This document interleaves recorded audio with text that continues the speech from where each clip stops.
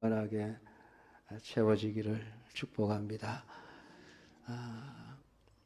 우리 사람은 자기 마음에 드는 것은 사랑하고 마음에 들지 않는 것은 싫어하는 본성을 다 가지고 있습니다. 진짜 우리 타락한 인간의 본성으로는 원수를 사랑할 수는 없습니다. 아무리 하려고 해도 안 되는 게 우리 타락한 인간의 본성이에요. 마음에 들지 않는 것도 사랑하는 그런 재주는 인간에게 없습니다. 사실 우리 남녀가 서로 열렬한 사랑을 해서 서로 결혼을 하지 않습니까? 근데 흔히들 그런 사랑을 콩깍지가 씌었다 그러죠. 콩깍지가 씌었다. 왜 콩깍지가 씌어야 될까요? 마음에 드는 것도 있지만은 마음에 안 드는 것도 많거든요. 그러니까 눈에 콩깍지가 씌어야 마음에 드는 것만 보이고 마음에 안 드는 것은 안 보여야 서로 사랑하고 서로 결혼을 하게 되어지는 것입니다. 그것이 얼굴이 잘생겼다든지 마음씨가 곱다든지 성격이 마음에 든다든지 집안이 좋다든지 학벌이 좋다든지 어쨌든 자기 마음에 드는 부분이 있기 때문에 서로가 좋아하고 결혼을 하게 되어집니다. 근데 그렇게 죽고 못 살듯이 사랑한다던 사람들이 결혼하고 난 이후에 왜 다투고 서로 갈라서는 일들이 일어나게 될까요? 흔히 말하는 대로 콩깍지가 벗겨졌다 그러죠. 옛날에는 마음에 드는 부분들만 보이기 시작했는데 결혼하고 살다 보니 마음에 안 드는 부분들이 자꾸 보이기 시작을 하는 겁니다. 그러니까 그 마음에 들지 않는 부분을 사랑할 수가 없는 거예요. 그걸 사랑하면 그냥 같이 서로 사랑하고 정말 백년해로 할 수 있지만은 마음에 안 드는 부분을 서로 사랑하지 못하니까 결국은 너는 네 갈 길로 나는 내 갈 길로 가자 하고 갈라서게 되어지는 것이죠. 물론 자식들 때문에 이혼은 하지 않는다 할지라도 끝까지 참 매일매일을 다툼 속에서 살아가게 되어집니다. 그래서 요즘은 이혼이 아니라 졸혼이라 그러죠. 졸혼, 결혼생활 졸업합시다. 호적에는 부부로 남아있지만은 살림은 따로 삽시다. 지삼 지가 알아서 사는 걸로 간섭도 하지 말고. 그래서 졸혼을 하는 사람들이 많다고 합니다. 이게 여러분 우리의 사랑이에요. 남의 얘기가 아니에요.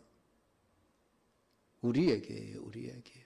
나는 안 그럴 것 같지만은 다 같습니다. 근데 참된 사랑은 자기에게 이익이 되느냐 손해가 되느냐를 따지지 않습니다. 진짜 참사랑은 계산적이지 않아요. 참사랑에는 계산기가 없습니다. 오히려 자기를 희생하고서라도 상대방을 유익하게 하고자 하는 것이 그게 진짜 사랑이죠. 마음에 드는 것만 골라서 사랑하는 것이 아니라 마음에 들지 않는다 해도 사랑하는 것입니다. 그게 사랑이에요.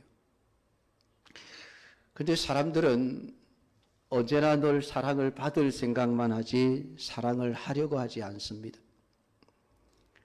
여러분은 사랑을 하는 자입니까? 사랑을 받는 자입니까? 똑똑한 사람은 둘 다요, 그렇게 대답을 하실 거예요. 사랑하기도 하고 받기도 합니다. 근데 대부분의 사람은 자기를 언제나 사랑을 받는 자의 입장에 세웁니다.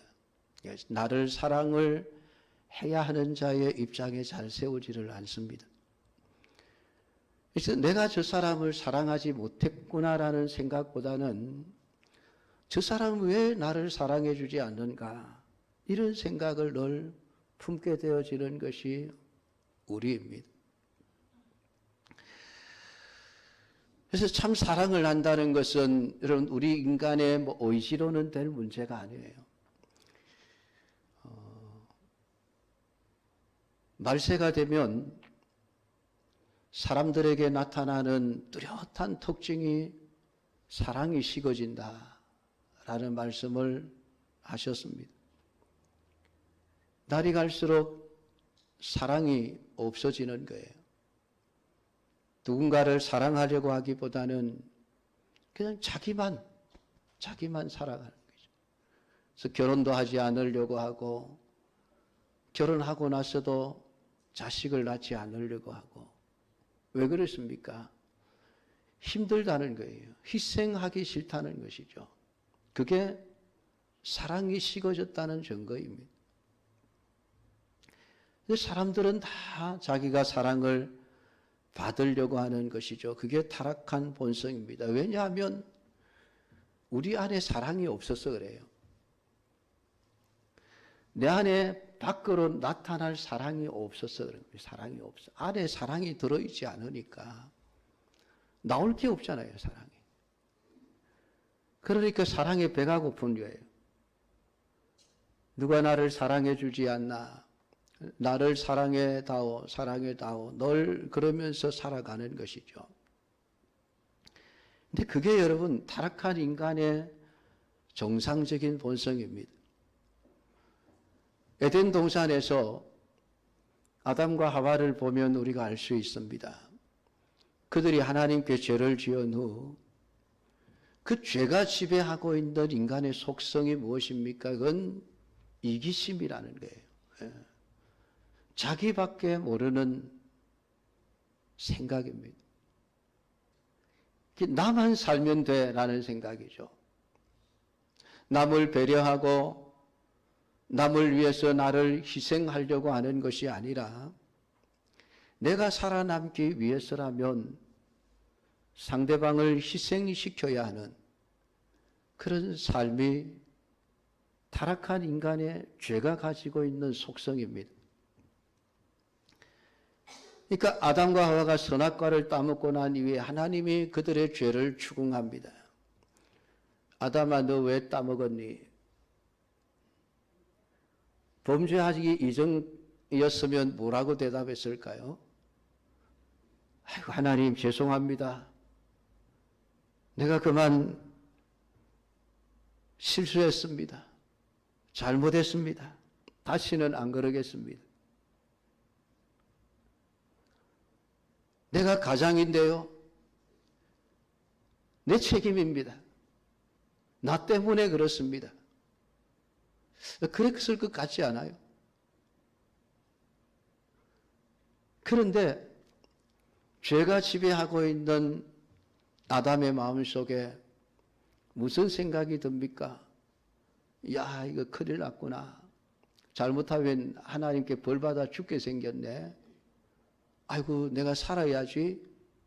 어떻게 하면 살 수 있을까? 하나님, 내가 잘못한 게 아니고요. 하나님이 주신 저 여자가 내게 선악과를 먹으라고 갖다 주어서 내가 먹었습니다. 그러니 나는 책임이 없어요. 하나님 책임이고 저 여자 책임입니다. 자기만 살겠다는 거예요. 마누라야 죽든지 말든지 모르겠습니다. 그냥 나만 살아야 되겠습니다. 이게 여러분 죄가 가지고 있는 이기적인 속성이에요. 하와는 어떻습니까? 하와는 직접 선악과를 따먹은 존재 아닙니까? 그러면 하나님, 내가 죽을 죄를 지었습니다. 하나님 말씀보다 저 사단의 말을 내가 들어서 내가 잘못했습니다. 나를 버려 주십시오. 우리 남편은 죄가 없습니다. 내가 먹으라고 갖다 줬거든요. 그러니까 우리 남편은 살려주시고 나만 죽이십시오. 그래야 되지 않습니까? 근데 하나님, 뱀 때문입니다. 뱀이 나를 깨워서 내가 죄를 지었습니다. 자기를 책임이 없다는 거예요. 하나님이 창조하신 저 뱀, 동물들 중에서 가장 강교하게 창조하셨는데 하나님이 저 뱀을 잘못 창조하셨지 않습니까? 하나님 때문이에요. 나는 잘못이 없어요. 이게 여러분 죄가 가지고 있는 속성이에요. 이 타락한 인생은 똑같습니다.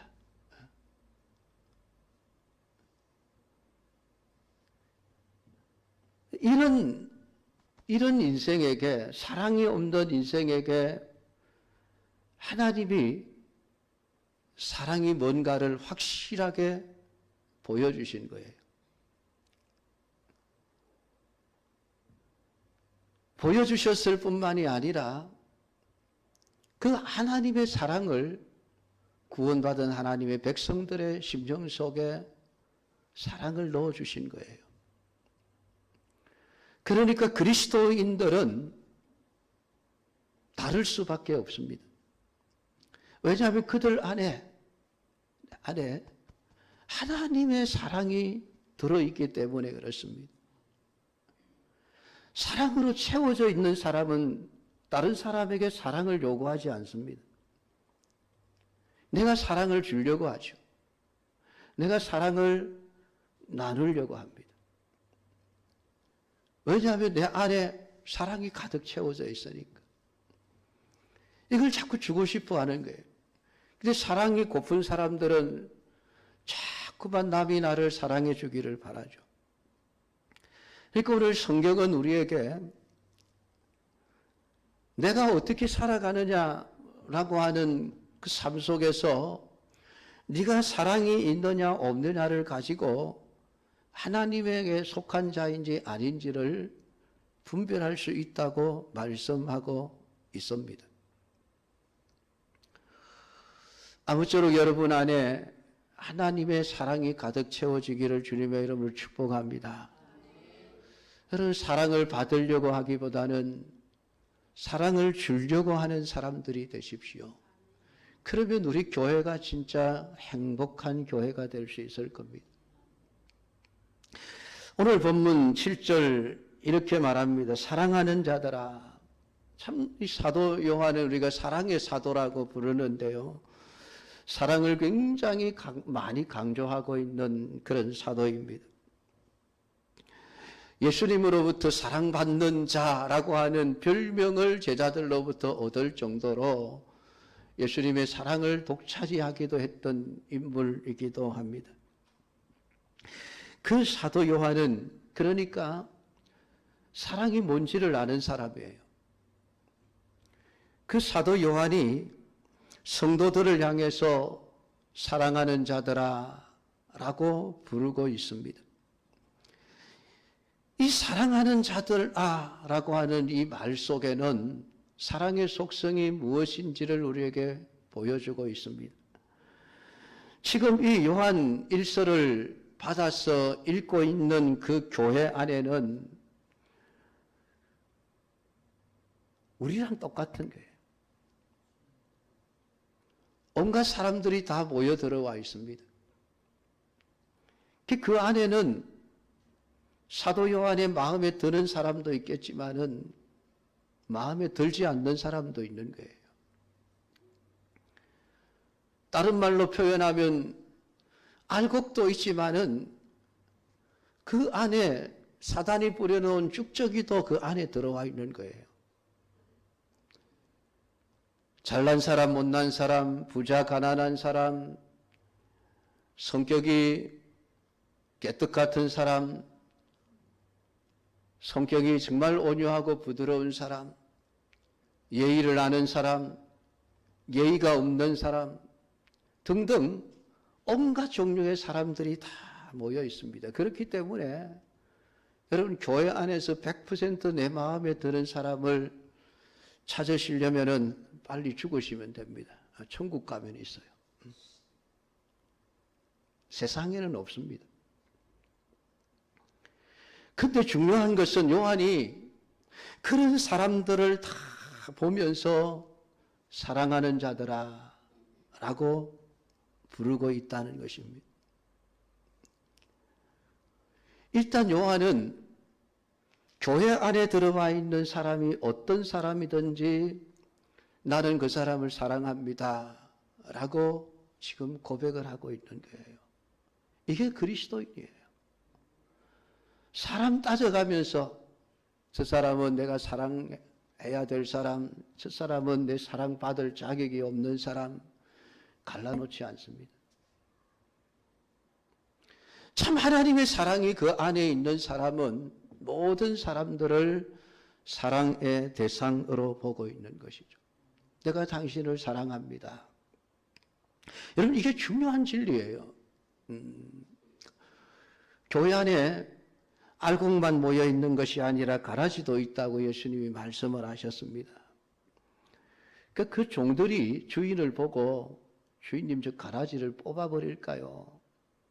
그 종들의 눈에는 그게 거슬리는 거예요. 저거 없애버렸으면 좋겠다. 저것만 없으면 우리 교회가 정말 편안하고 좋을 것 같은데 그런 생각이 드는 거예요. 그래서 뽑아버릴까요? 주인이 뭐라고 하십니까? 안 된다. 뽑지 말아라. 언제까지요? 추수 때까지 뽑지 말아라. 이게 참 중요한 말씀이에요. 우리가 우리 눈에 볼 때에는 저 사람 저거는 알곡이 절대로 아니야. 저 사람은 분명히 사단이 심어놓은 가라지야. 우리 생각에는 그래요. 그렇게 보일 수 있습니다. 근데 우리 생각엔 중요한 게 아니에요.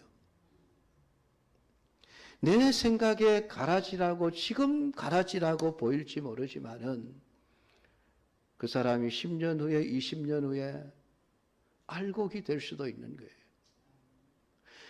그 알곡을 뽑다가 참 가라지를 뽑다가 알곡도 뽑을까 하노라라고 하는 이 말씀의 의미가 정말 중요한 말씀이거든요. 이 말씀을 진짜 가라지를 뽑는데 우리가 머리에 새치를 뽑는다고 아빠 새치 뽑아줄게 하다가 옆에 있는 검은 머리카락 한 움큼 뽑으면은 기분 나쁘죠. 그렇게 생각하시면 안 돼요. 가라지를 뽑다가 옆에 있는 알곡을 뽑게 된다는 의미가 아니에요. 네가 가라지를 뽑다가 알곡도 뽑을까 하노라라고 하는 이 말씀은 지금 네 눈에 보이는 가라지일지라도 이것이 나중에 네가 가라지라고 판단하고 뽑아봤더니 이게 알곡일 수 있다는 거예요. 이해가 되십니까, 여러분? 그러니까 우리가 판단하지 말라는 거예요. 판단은 누가 하십니까? 추수 때가 되면 주님이 알곡과 가라지를 정확하게 구별해 놓습니다. 그 전까지 우리의 생각을 가지고 저 사람 내 마음에 안 들으니까 저 사람 저 하는 꼬라지 보니까 저 사람은 알곡이 아니야 가라지야 판단하지 말라는 거예요. 언제든지 가라지가 알곡이 될 수 있습니다. 그 가능성을 주님은 다 열어놓고 계십니다. 언제까지요? 추수할 때까지, 세상을 심판하러 오실 때까지 구원의 기회는 항상 있는 거예요. 항상. 우리는 몰라요. 누가 진짜 가라지인지 알곡인지 모릅니다. 그래서 우리가 생각하면서 저건 가라지야 라고 뽑았다가 그것이 알곡이면 너 어떻게 할래? 그 말씀인 거예요. 그러니까 결론이 뭡니까? 사도 요한이 사랑하는 자들아, 내가 볼 때에 알곡 같은 사람도 있고 가라지 같은 사람도 있지만 나는 당신들을 판단하지 않습니다. 내가 할 일은 주님의 사랑으로 사랑하는 것입니다. 그 말이에요. 그게 사랑하는 자들아 라고 하는 말 속에 담겨져 있는 의미인 것입니다. 사랑하는 자들아, 우리가 서로 사랑하자. 사랑의 속성이 무엇입니까? 오늘 성경은 사랑하는 자들은 서로 사랑해야 된다라고 말하고 있습니다. 이 서로라고 하는 이 말이 굉장히 중요한 말이죠.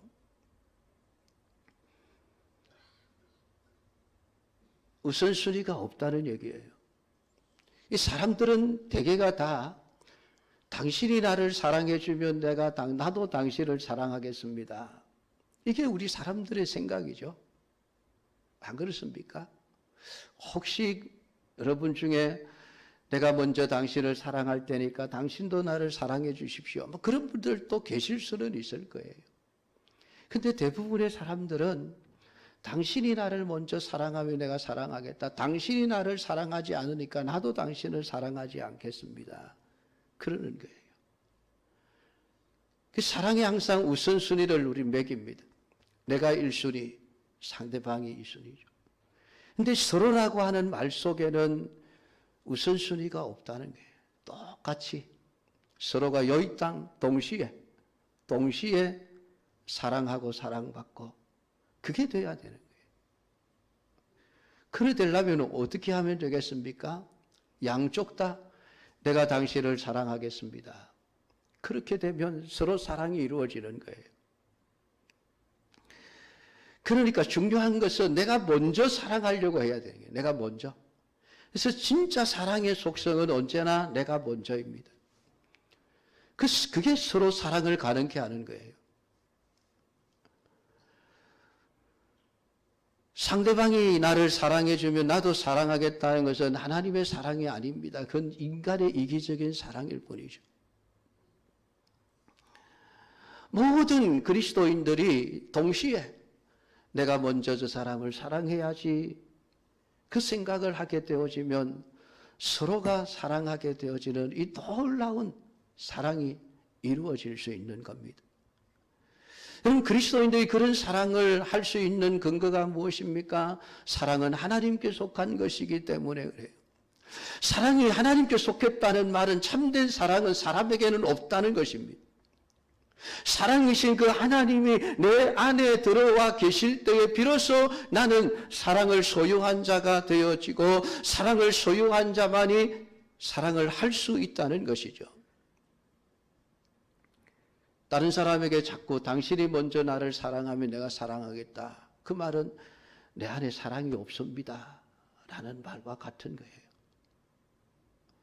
내 안에 하나님의 사랑이 충만하면 사랑을 더 이상 받아야 될 이유가 없는 거예요. 그래서 사랑을 하려고 하고 사랑을 주고 싶어 하게 되어집니다. 하나님의 사랑만으로도 충분하기 때문에 그렇습니다. 여러분, 하나님의 사랑이 어떠한 사랑입니까? 오늘 9절과 10절에서 하나님의 사랑이 우리에게 이렇게 나타난 바 되었으니 하나님이 자기의 동생자를 세상에 보내심은 그로 말미암아 우리를 살리려 하심이라. 사랑은 여기 있으니 우리가 하나님을 사랑한 것이 아니요 하나님이 우리를 사랑하사 우리 죄를 속하기 위하여 화목 제물로 그 아들을 보내셨음이라. 한번 생각해 보십시오. 하나님이 저 하늘에 앉아 계시면서 우리 범죄하고 타락한 인생들을 보면서 야, 너희들이 나를 먼저 사랑해 주면 나도 사랑해 줄게. 그랬다고 한다고 생각해 보십시오. 우리가 하나님의 사랑을 받을 수 있었을까요? 택도 없습니다. 우리는 먼저 하나님을 사랑할 수 없는 자들이에요. 그러니까 하나님이 우리가 하나님을 사랑한 것이 아니요 하나님이 우리를 사랑하사 우리 죄를 속하기 위하여 화목제물로 그 아들을 보내셨음이라. 하나님의 사랑의 특성이 무엇인가를 말씀하고 있는데 그것이 바로 먼저라는 것이. 하나님이 먼저 우리를 사랑해 주셨다. 우리가 사랑을 받을 자격이 있어서 우리를 사랑한 것이 아니지 않습니까? 사랑받을 자격이 없는 자이기에 사랑을 주신 거예요.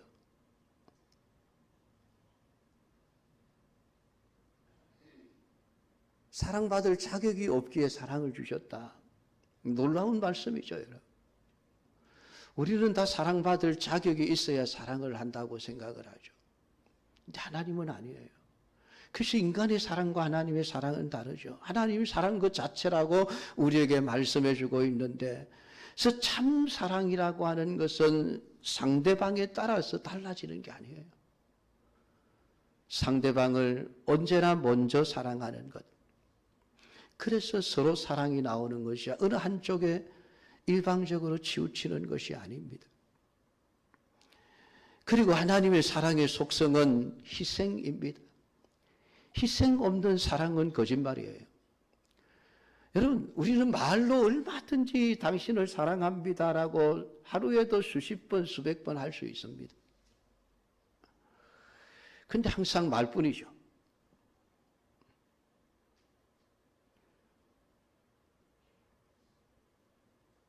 사랑하는 사람을 위해서 자기를 희생하지 않으면 그 사랑은 거짓말이에요. 사랑한다는 말은 거짓말입니다.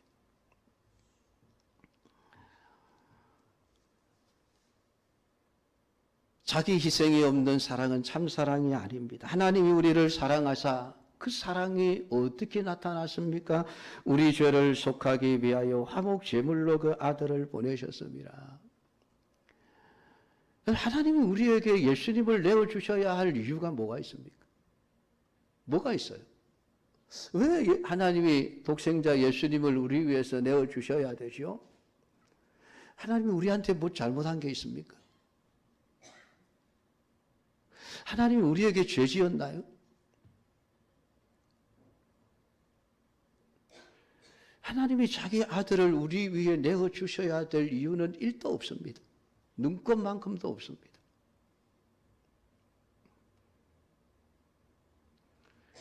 근데 하나님이 먼저 우리를 사랑하셨기에 자기 아들을 아낌없이 우리 위해 화목 제물로 내어주실 수가 있으셨습니다. 그러니까 사랑은 반드시 자기 희생이 따라야 되죠. 자기 희생 없이 말로만 사랑합니다 하는 것은 여러분 다 거짓말이에요. 속지 마십시오.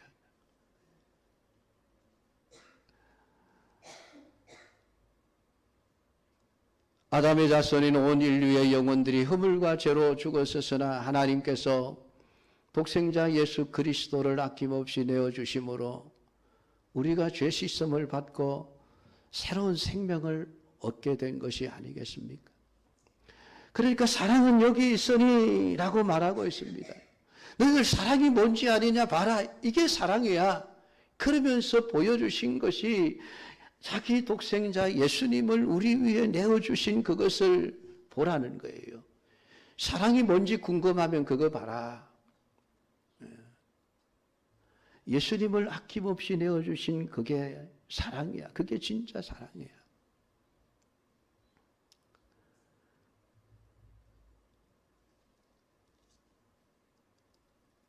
오늘 하나님께서 우리를 사랑하셨다는 그 이유 하나 때문에 하나님은 기꺼이 자기 자신을 희생하셨습니다. 여러분, 예수님의 목숨값이 얼마나 될까요? 여러분의 목숨값은 얼마 정도로 치면 되겠습니까? 한 10억 계산하면 될까요? 10억 주면 내 생명 대신 팔겠다 그러신 분이 있습니까? 아마 웃을걸요. 우리 인간의 생명도 가치를 매길 수 없을 만큼 귀한 것인데 예수님의 생명이에요. 예수님의 생명. 그 예수님의 생명의 값이 얼마나 되겠습니까? 왜 예수님이 자기 생명을 우리에게 돈 한 푼 받지 않고 공짜로 주셨는지 아십니까? 우리의 살 돈이 없으니까 그래요. 세상을 다 주고도 예수님의 생명을 살 수 없거든요.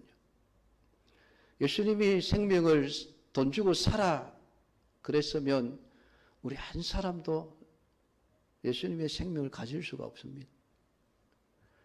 그러니까 우리한테 공짜로 주신 거예요. 근데 생명 그 자체는 절대로 여러분 공짜가 아니에요.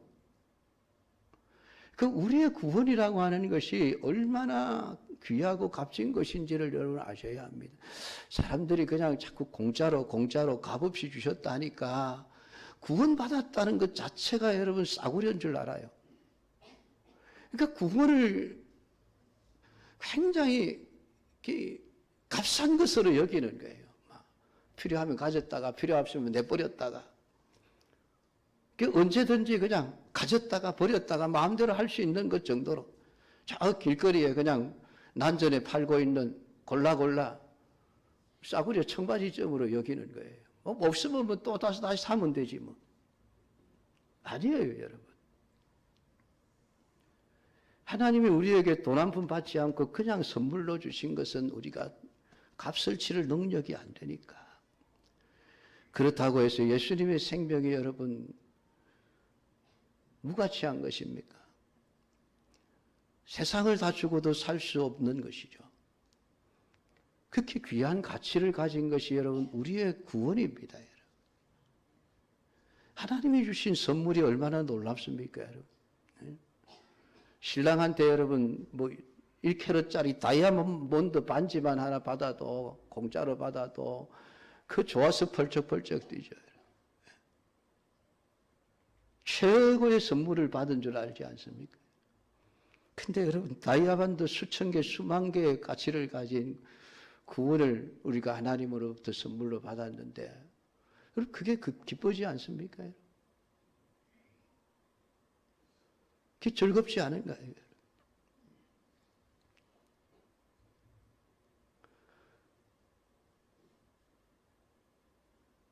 함부로 여러분 교회 안 나온다 소리 하지 마십시오.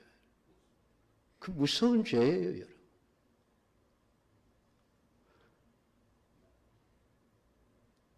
예수님의 구원을 아주 우습게 여기는 소리거든요.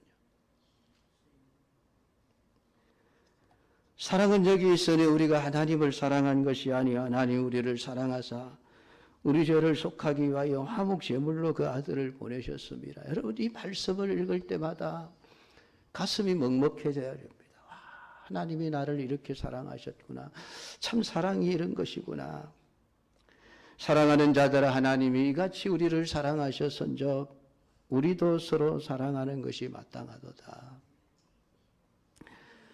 어느 때나 하나님을 본 사람이 없으되 만일 우리가 서로 사랑하면 하나님이 우리 안에 거하시고 그의 사랑이 우리 안에 온전히 이루어지느니라. 여러분 보이지 않는 하나님을 볼 수 있는 길 딱 한 가지. 하나님의 사랑으로 사랑하는 사람을 보면 하나님을 볼 수 있습니다. 그리스도인들에게서 하나님이 보여야 되죠. 하나님의 사랑이 보여야 되죠. 그래서 우리가 서로 사랑하는 것이 마땅하도다. 오늘 성경은 우리 안에 하나님이 거하신다면, 하나님의 사랑이 우리에게 있다면, 우리가 하나님께 속한 자라고 한다면은 사랑이 있어야 되죠. 사랑은 하나님께 속한 것이니 사랑하는 자마다 하나님으로부터 나서 하나님을 알고 하나님을 아는 자, 하나님으로부터 난 자는 그 안에 하나님의 사랑이 있기에 그 사랑을 가지고 사랑하며 살 수밖에 없다. 이것이 성경이 우리에게 가르치는 논리예요.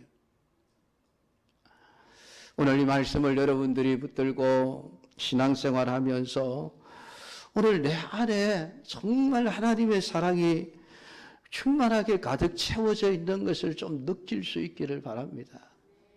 그래서 하나님 나 사랑이 고파요. 누가 나를 사랑해 주지 않나? 사랑을 여러분 자꾸만 얻으려고 그걸 하러 다니지 마십시오. 우리 안에 참 사랑이신 하나님의 사랑이 여러분 우리 안에 들어앉아 있습니다. 그 사랑을 느끼면 여러분 사랑에 배고플 일이 뭐가 있습니까? 그때부터는 내가 다른 사람을 사랑할 수밖에 없는 삶을 살게 되어지는 것이죠. 사랑하는 자들아 우리가 서로 사랑하자. 사랑은 하나님께 속한 것이니 사랑하는 자마다 하나님으로부터 나서 하나님을 알고 사랑하지 아니하는 자는 하나님을 알지 못하나니. 얼마나 여러분 무서운 말입니까? 사랑하지 아니하는 자는 하나님을 알지 못하는 자라. 두렵지 않습니까, 여러분? 아무쪼록 오늘 이 말씀에 여러분 진리를 여러분들이 깨닫고 우리를 위해서 하나님이 어떠한 사랑을 내게 주셨는가. 먼저 나를 사랑하셨고 아낌없이 하나님이 나를 희생하여 내게 그 사랑을 주셨구나. 그 사랑을 알고 그 사랑이 여러분 안에 충만하여 오늘 우리가 정말 하나님의 사랑으로 서로 사랑하는 삶을 살아낼 수 있는 우리 연왕교회 모든 성도들이 되기를 주님의 이름으로 축복합니다. 기도하겠습니다.